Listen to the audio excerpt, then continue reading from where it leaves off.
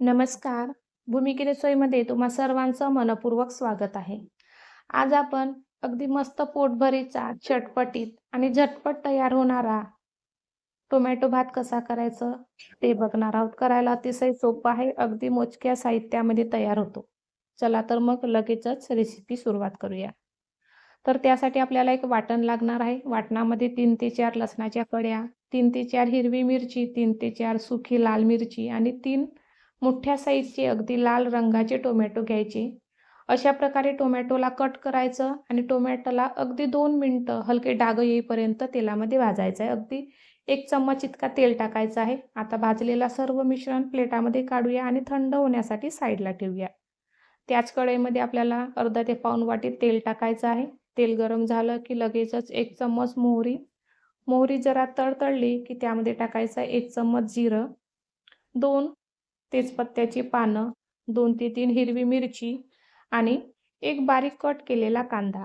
सोबतच थोडासा कढीपत्ता टाकूया. आता आपल्याला कांदा हलका सोनेरी रंग येईपर्यंत परतायचा आहे. आता हे मिश्रण परतेपर्यंत आपण जो भाजलेला मिश्रण आहे, तो थंड झालेला आहे. तो वाटण करूया. तर त्यासाठी इथं मी मिक्सरच्या डब्यामध्ये सर्व भाजलेला टोमॅटो टाकून घेतला. सोबतच आपल्याला इथं 1 ते पाऊण वाटी सुक्या नारळाचा कीस टाकायचा आहे आणि याचं आपल्याला अगदी बारीक असं वाटण करायचं आहे. वाटणामध्ये अजिबात पाणी टाकायचं नाही आहे. टोमॅटोचाच पाणी सुटेल. तर अशा प्रकारे इथं आपला वाटण तयार आहे. आता हा वाटण साईडला ठेवूया. आता इथं आपला भात तयार करण्यासाठी जो आपण कांद्याची फोडणी टाकली होती, ती फोडणी तयार आहे. आता आपल्याला यामध्ये टाकायचं आहे तयार केलेला वाटण. तर इथं मी संपूर्ण टोमॅटोचा वाटण टाकून घेतला. आता आपल्याला हा वाटण अगदी पूर्णपणे टोमॅटोमधला पाणी आटेपर्यंत परतायचा आहे. तर वाटण टाकल्यानंतर एकदा छान सर्व वाटण मिक्स करून घेऊया. नंतर यामध्ये काही बेसिक मसाले टाकायचे आहे. तर त्यासाठी अर्धा चम्मच हळद, 1 चम्मच लाल तिखट, अर्धा चम्मच धने पावडर, 1 चम्मच गरम मसाला, चवीनुसार मीठ आणि थोडासा उरलेला टोमॅटोच्या वाटणाचा पाणी. पुन्हा यामध्ये तुम्ही तुमच्या आवडीनुसार काही मसाले टाकू शकता.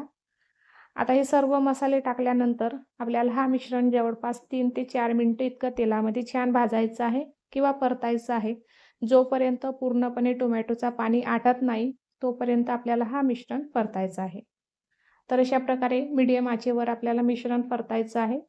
आता इथं तुम्ही बघू शकता टोमॅटोमधला बऱ्यापैकी पाणी आटलेलं आहे. तरी पण अर्धा 1 मिनिट आपण पुन्हा हे मिश्रण परतणार आहोत. आता इथं टोमॅटोमधला बऱ्यापैकी पाणी आटलेलं आहे. सर्व मसाला अगदी छान ड्राय झालेला आहे. टोमॅटोचा रंग पण छान बदललेला आहे.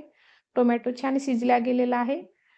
तर अशा प्रकारे इथं आपला टोमॅटो भातासाठी जो आपण मसाला तयार करत आहोत, तो मसाला इथं आपला तयार आहे आणि या स्टेजवर आपण घालणार आहोत यामध्ये शिजलेला भात.